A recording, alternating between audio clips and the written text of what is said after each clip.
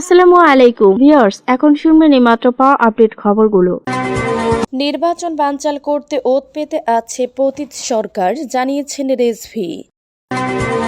Vote পাওয়ার জন্য আওয়ামী তোষণের প্রতিযোগিতা চলছে, জানিয়েছেন আসিফ মাহমুদ।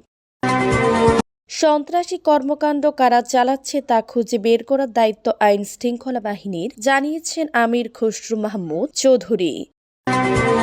ঢাকায় যাত্রী বেশে উঠে বাসে আগুন দিয়েছেন ৩ ব্যক্তি, জানিয়েছেন পুলিশ। ময়মনসিংহে বাসে আগুন দেওয়ার ঘটনায় আওয়ামী লীগ নেতা গ্রেফতার। লকডাউন রুখিয়ে দেওয়ার ঘোষণা পুলিশের, কি করবে আওয়ামী লীগ? নির্বাচন বানচাল করতে ওত পেতে আছে পতিত সরকার, জানিয়েছেন রেজভি। বিএনপির সিনিয়র যুগ্ম মহাসচিব অ্যাডভোকেট রুহুল কবির রেজভি আহমেদ বলেছেন, পতিত সরকার নির্বাচন বানচাল করার জন্য ওত পেতে আছে। তাদের ষড়যন্ত্রের আওয়াজ নিয়মিত শোনা যাচ্ছে। বিপ্লব ও সংহতি দিবস উপলক্ষে বুধবার দুপুরে রাজধানীর শিল্পকলা একাডেমিতে এক প্রকাশনা ও আলোচনা অনুষ্ঠানে তিনি কথা বলেন। এই অনুষ্ঠানের আয়োজন করে জিয়া রহমান আরকাইদ। রেজভি বলেন, দেশের গণতন্ত্র পুনরুদ্ধার প্রক্রিয়াকে বাধাগ্রস্ত করার জন্য একটি মহল সক্রিয়। তাদের মূল লক্ষ্য আগামী নির্বাচন বানচাল করা। এই চক্রান্তের নেটওয়ার্ক শুধু ফেসিবাদের সঙ্গে নয়, আরও অন্তর্ভুক্ত শক্তি জড়িত আছে। তিনি অন্তর্বর্তীকালীন সরকারের সমালোচনা করে বলেন, সরকারের ভিতরে দুর্বলতা বা খুঁত আছে বলে তারা আসল শত্রুকে চিহ্নিত না করে বিএনপির পিছনে লেগে আছে। এটি সরকারের পরিচালনার দুর্বলতাকে নির্দেশ করে। ভোট পাওয়ার জন্য আওয়ামী তোষণের প্রতিযোগিতা চলছে, জানিয়েছেন আসিফ মাহমুদ। ভোট পাওয়ার জন্য আওয়ামী তোষণের প্রতিযোগিতা চলছে বলে মন্তব্য করেছেন যুব ও ক্রীড়া মন্ত্রণালয়ের উপদেষ্টা আসিফ মাহমুদ সজীব ভুইয়া। মঙ্গলবার রাত 11টায় সামাজিক যোগাযোগ মাধ্যম ফেসবুক এক পোস্টের মাধ্যমে এই মন্তব্য করেন তিনি। নিজের অফিসিয়াল পেজে আসিফ মাহমুদ লিখেন, ভোট পাওয়ার জন্য আওয়ামী তোষণের প্রতিযোগিতা চলছে যেন ফ্যাসিস্টদের ভোটে সংসদে যাওয়ার থেকে সারা জীবন সংসদে না যা অনেক ভালো।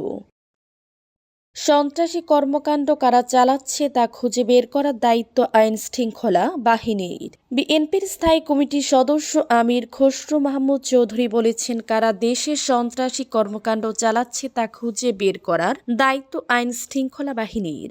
সরকারকে এ ব্যাপারে কঠোর ভূমিকা নিতে হবে।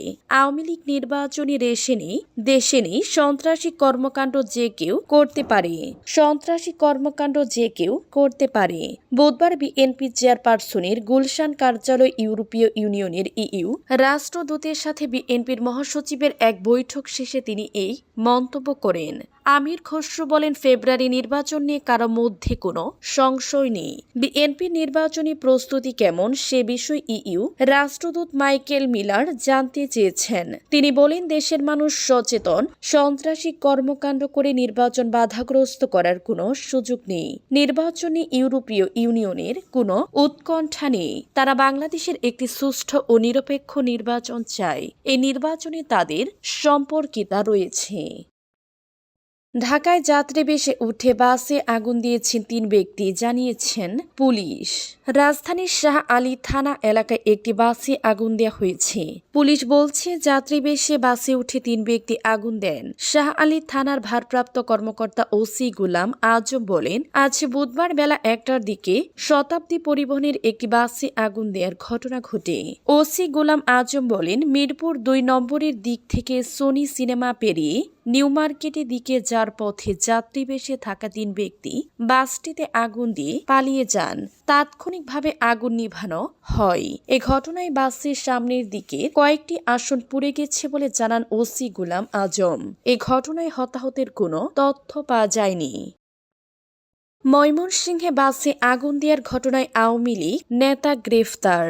ময়মনসিংহের ফুলবাড়িয়ায় দাঁড়িয়ে থাকা বাসে দেয়া আগুনের চালক জুলহাস মিয়া নিহতর ঘটনায় মামলা হয়েছে। এই ঘটনায় ফুলবাড়িয়ার পৌরসভার ৬ নম্বর ওয়ার্ডের আদর্শ বাজার এলাকা থেকে আনোয়ার হোসেন নামের একজনকে গ্রেফতার করা হয়। গ্রেফতার আনোয়ার হোসেন ৩৬, ফুলবাড়িয়ায় পৌরসভার ৬ নম্বর ওয়ার্ড আওয়ামী লীগের সহসভাপতি। তিনি ওই এলাকার আব্দুর রশিদের ছেলে।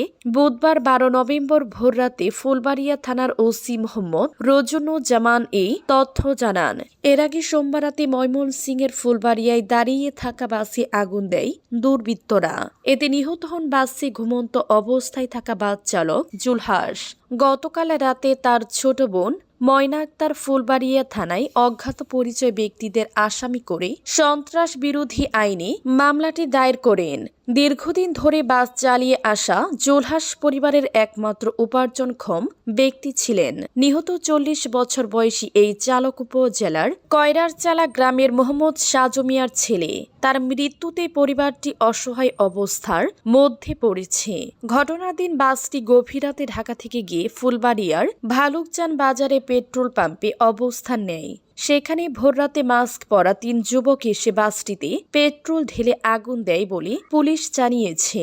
সকালে ঘটনাস্থল পরিদর্শন করে সিসিটিভি ভিডিও দেখে এবং প্রত্যক্ষদর্শীদের বরাতে জেলা পুলিশ সুপার কাজী আক্তারুল আলম সাংবাদিকদের এ তথ্য দেন।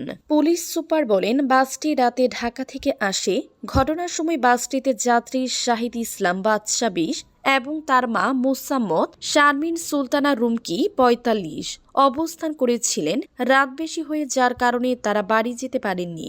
ভোরে বাড়ি ফেরার আশায় বাসের ভিতরে অবস্থান করেছিলেন। এ সময় মাস্ক পরিহিত ৩ যুবক এসে আলম এশিয়া পরিবহনের বাসটিতে পেট্রোল ঢেলে আগুন ধরিয়ে পালিয়ে যায়। বিষয়টি টের পেয়ে বাসের গ্লাস ভেঙে বাদশা এবং তার মা রুমকি বেরিয়ে আসেন। লকডাউন রুখে দেওয়ার ঘোষণা পুলিশের কি করবে আওয়ামী লীগ? বাংলাদেশ কার্যক্রম নিষিদ্ধ আওয়ামী লীগের লকডাউন কর্মসূচিকে কেন্দ্র করে বৃহস্পতিবার ব্যাপক নিরাপত্তামূলক ব্যবস্থা নেওয়ার ঘোষণা দিয়েছে ঢাকা মহানগর পুলিশ। অন্যদিকে আওয়ামী লীগ নেতারা দাবি করেছেন, পরিস্থিতি যাই হোক না কেন তারা এই কর্মসূচির মাধ্যমে ঢাকাকে বিচ্ছিন্ন করে দিবেন। এর আগে গত কয়েকদিন ঢাকাসহ বিভিন্ন জায়গায় ককটেল বিস্ফোরণ ও বাসে অগ্নিসংযোগের ঘটনায় সরকার ও আইন শৃঙ্খলা বাহিনী আওয়ামী লীগকে দায়ী করছে। পুলিশ বলছে, এসব ঘটনার মাধ্যমে মানুষের মধ্যে আতঙ্ক ও আশঙ্কা তৈরি হয়েছে। তবে আওয়ামী লীগ নেতারা এই অভিযোগ প্রত্যাখ্যান করে বিবিসি বাংলাকে বলেছেন, সরকার তাদের মদতপুষ্ট সাম্প্রদায়িক শক্তিকে এগুলো করাচ্ছে আওয়ামী লীগের ঘাড়ে দোষ চাপানোর জন্য। ঢাকার আন্তর্জাতিক অপরাধ ট্রাইব্যুনাল গত ২৩ অক্টোবর জানায়, ২০২৪ সালের আগস্টে সংঘটিত মানবতা বিরোধী অপরাধের ঘটনায় সাবেক প্রধানমন্ত্রী শেখ হাসিনা সহ ৩ জনের বিরুদ্ধে দায়ের করা মামলার রায় ঘোষণার তারিখ ১৩ নভেম্বর নির্ধারণ করা হবে। এই ঘোষণার পর থেকে ঢাকাসহ বিভিন্ন স্থানে ককটেল বিস্ফোরণ ও বাসে আগুন দেওয়ার ঘটনায় জনমনে উদ্বেগ সৃষ্টি হয়েছে বলে মনে করছে পুলিশ। বিদেশে অবস্থানরত আওয়ামী লীগ নেতা আফম বাহারুদ্দিন নাসিম ও দলটির মুখপাত্র মোহাম্মদ আলী আরাফাত জানিয়েছেন, ক্যাঙ্গারো কোর্ট বানিয়ে শেখ হাসিনার বিরুদ্ধে ভুয়া রায় দেওয়ার চেষ্টার বিরুদ্ধে তারা লকডাউন কর্মসূচি পালন করতে যাচ্ছেন। ঢাকার পুলিশ কমিশনার শেখ মোহাম্মদ সাজ্জাদ আলী জানিয়েছেন, গত ১১ দিনে ১৫টি স্থানে ১৭টি ককটেল বিস্ফোরণ ঘটেছে এবং গত ২ দিনে ৯টি যানবাহনে আগুন দেওয়া হয়েছে।